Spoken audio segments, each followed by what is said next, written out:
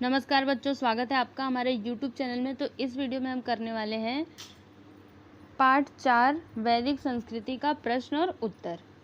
ये देखिए यहाँ पर ये रहे प्रश्न, ये देखिए यहाँ पे। चलिए हम देखते हैं इनका उत्तर।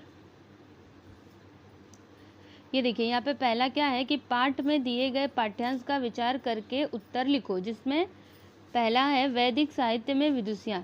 तो इसका उत्तर क्या आएगा? लोपामुद्रा, गार्गी और मैत्रेयी।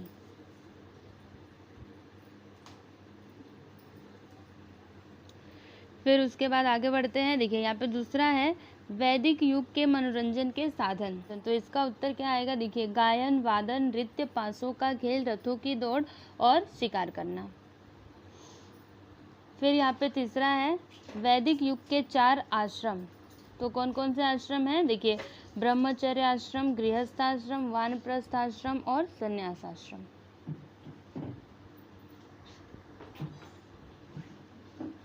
अब देखिए यहाँ पे दूसरा है सत्य अथवा असत्य पहचानो, जिसमें पहला है यज्ञ में जिन मंत्रों का उच्चारण किया जाता था, ऋग्वेद, तो ये क्या है? असत्य है।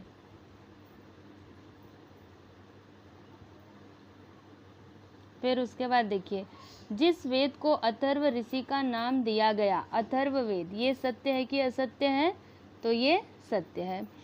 फिर यज्ञ विधियों के समय मंत्र गायन हेतु मार्गदर्शन करने वाला वेद, साम वेद, सत्य है कि असत्य है? सत्य है। फिर उसके बाद यहाँ पे तीसरा है एक शब्द में उत्तर लिखो, जिसमें पहला है वैदिक साहित्य की भाषा संस्कृत थी। मतलब पहले में क्या आएगा? संस्कृत। फिर दूसरे में विद का अर्थ जानना है। फिर उसके बाद तीसरा गोधूम का अर्थ गेहूं है। और चौथा परिवार का प्रमुख से तात्पर्य गृहपति है। और फिर यहाँ पे पांचवा श्रेणियों के प्रमुख को श्रेष्ठी कहते थे।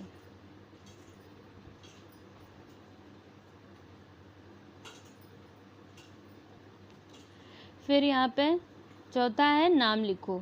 देखिए जिसमें पहला है वे वाद्य जो तुम्हें मालूम है। कौन कौन से वाद्य आपको मालूम है? देखिए ढोलक हमें पता है, हारमोनियम भी पता है और बांसुरी भी पता है। तो ये तीनों आप इसमें लिख देना। चलिए अब आगे देखते हैं।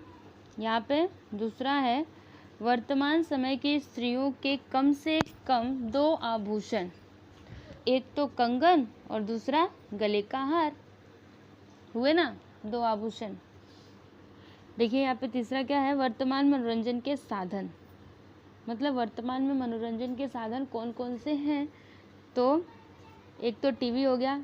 देखिए टीवी से हमारा मनोरंजन होता है, दूसरा खेल और तीसरा मोबाइल।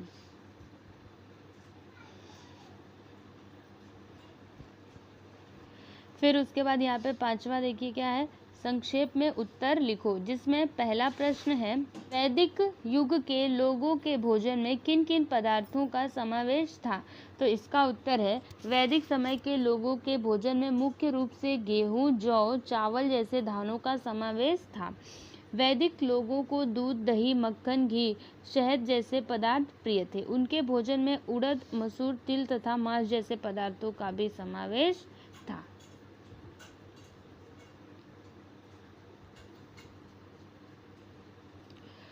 अब देखिए यहाँ पे प्रश्न नंबर 2 क्या है? वैदिक युग में गायों की विशेष सावधानी क्यों बरती जाती थी? तो इसका उत्तर है ये देखिए यहाँ पर विनिमय के रूप में गायों का उपयोग किया जाता था। फलस्वरूप गायों को विशेष महत्व और मूल्य प्राप्त था। गायों को कोई चुराकर ले न जाए, इसकी विशेष सावधानी बरती जाती थी।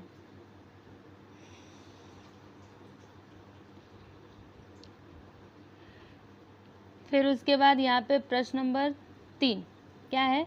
संन्यास आश्रम में मनुष्य से किस प्रकार के आचरण की अपेक्षा की जाती थी? तो देखिए इसका उत्तर क्या है। चौथे चरण से तात्पर्य संन्यास आश्रम है। इस चरण में मनुष्य सभी रिश्ते नातों को त्याग कर मानव जन्म का अर्थ समझने में जीवन व्यतीत करे, बहुत समय तक एक स्थान पर न रहे, यह संकेत निहित था। फिर यहाँ पे देखिए छठा है टिप्पणी लिखो, जिसमें पहला क्या है, वैदिक युग की धार्मिक संकल्पनाएं। तो इसका उत्तर क्या है, देखिए वैदिक युग की धार्मिक संकल्पनाओं में प्रकृति के सूर्य, हवा, वर्षा, बिजली, आंधी, नदियां जैसी प्राकृतिक शक्तियों को देवता स्वरूप मान लिया गया था। उन्हें प्रसन्न करने के लिए वैदिक युग के लोग अग्नि में विभिन्न पदार्थ अर्पित करते थे। उस पदार्थ को हवि कहते थे। इस प्रकार अग्नि में हवि अर्पित करने की विधि को यज्ञ कहते थे। देखिए यहाँ से लेके कहाँ तक है, यहाँ तक। अब यहाँ पे दूसरा है वैदिक युग के मकान। तो इसका उत्तर क्या है, देखिए वैदिक समय में मकान मिट्टी अथवा टट्टियों, बाड़ों के बने होते थे। घास अथवा बेलों की मोटी टट्टियाँ अथवा बाड़ बुनकर उसे गोबर मिट्टी से लीपते थे। यह एक प्रकार की दीवार होती थी। इन मकानों की भूमि गोबर मिट्टी से लीपी जाती थी। मकान के लिए गृह अर्थात शाला शब्द का प्रयोग किया जाता था। फिर यहाँ पे तीसरा देखिए क्या है, वैदिक युग की शासन व्यवस्था। तो इसका उत्तर क्या है, देखिए वैदिक युग में प्रत्येक ग्राम समूह का एक प्रमुख व्यक्ति होता था, उसे ग्रामणी कहते थे। कई ग्रामों के समूह को विश कहते थे और उसके प्रमुख को विशपति कहते थे।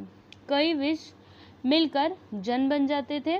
कालांतर में जब यह जन किसी विशिष्ट प्रदेश में स्थायी हो जाता था तब उस प्रदेश को जनपद कहते थे। जन के प्रमुख को नृप अथवा राजा कहा जाता था। प्रजा की रक्षा करना, कर इकट्ठा करना और सुचारू रूप से शासन व्यवस्था चलाना राजा के कर्तव्य थे। तो यहाँ पे हमारा पार्ट 4 का प्रश्न और उत्तर पूरा होता है। और अगर आपको इसकी PDF फाइल चाहिए तो आप डिस्क्रिप्शन में दिए गए लिंक पर क्लिक करें। आपको ये वीडियो कैसा लगा आप हमें कमेंट करके ज़रूर बताइए, और अगर अच्छा लगे तो लाइक कर दीजिए, शेयर कीजिए और चैनल को सब्सक्राइब करना ना भूलें। Thank you.